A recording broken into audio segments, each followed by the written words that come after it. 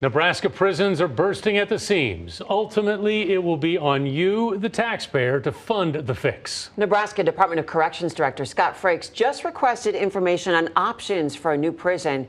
That's ahead of a looming July 1st deadline for the prison population to meet at most 140% design capacity. Right now, it's at about 158%.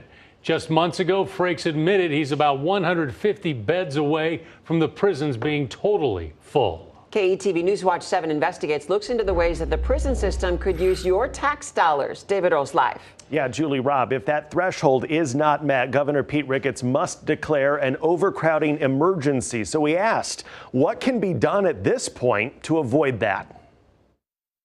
July 1st, 2020 is fast approaching. I think we are headed for a crisis. Omaha Senator Steve Lathrop was instrumental in writing the statute that would force the governor to declare an overcrowding emergency. He says not enough people are getting paroled or getting the programming they need. We'd like to see them come through, do programming, do rehabilitation, perhaps develop some job skills. People are begging for programs to do, or begging for self-help things to do.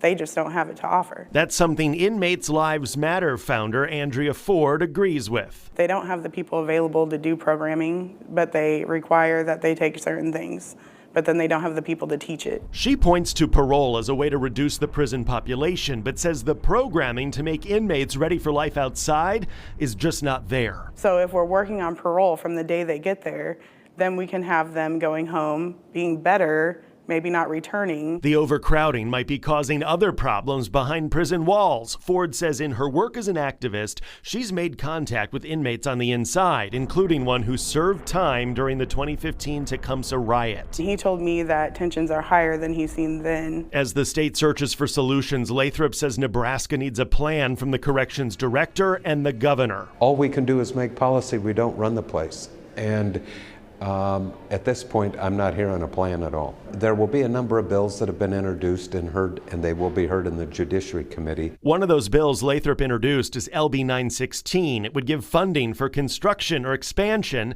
of a community corrections facility in Omaha. They're running out of room. But Director Scott Frakes says some inmates might not be ready for that type of setting. About half of our population can go to community custody work release. And I want to get that number up. But understaffing could undercut progress. The correctional officers are angry as well. They're working 16-hour shifts, so they might as well live there too. Ford argues it should all start with the programming and the treatment that inmates get when they walk in the prison door. It's been too late for a long time, but I mean, something has to be done eventually. So Scott Frakes says he knows there are problems like the ones Ford and Lathrop talked about, but he says there's a reason for program waiting lists and why certain places don't offer programs an inmate would need for parole. To get the right kind of results, we need to get people engaged, understanding where they're at in their sentence, thinking about being eligible for parole. But if they're doing 5 years and the right time to deliver that treatment is somewhere between 1 and 2 years from release, then they're going to be on a waiting list. We give them a reentry workbook and a reentry resource book, and we start talking to them about, we don't care if you're going to be here for 6 months or 60 years. Be thinking about how to build a life. And so that's why we need to have things at different places, have a progression, have pathways for people to get there and get them ready and get them out.